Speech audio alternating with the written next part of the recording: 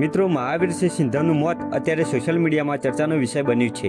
તેમનું મોત ખરેખર કેવી રીતે થયું, શું બન્યું હતું, તેના ઘણા સવાલો લોકોના મનમાં ઊભા થયા છે. તો મિત્રો, મહાવીરસિંહ સિંધવ જે ફ્લેટમાં રહેતા હતા, તેમના મકાન માલિક મહિલાએ કેટલાક ખુલાસા કર્યા છે.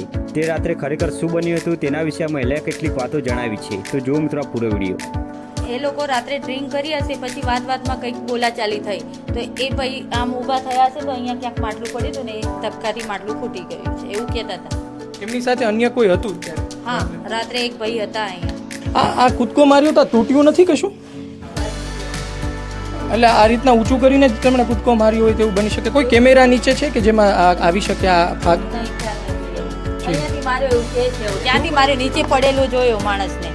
એ પોલીસ આવી એટલે પોલીસે દરવાજો ખટકાયો, ખોલ્યો નહીં તો પોલીસે તોડ્યો દરવાજો કે ભાઈ ક્યાં છે, તો પછી નીચેથી કોઈએ કીધું કે ભાઈ નીચે પડ્યા છે જે મારામારી કરીને ગયા, એ બારીમાંથી કૂદકો માર્યો. અને એ કે ડ્રિંક કરીને કોઈ એમની ગર્લફ્રેન્ડ વિશે કંઈક વાતો કરતા હતા અને પછી એ ગર્લફ્રેન્ડને મળવા માટે ઉપર ક્યાંક જતા હતા તો એમને સામે નશાના ભાનમાં એમને કંઈ દેખાયું નહીં તો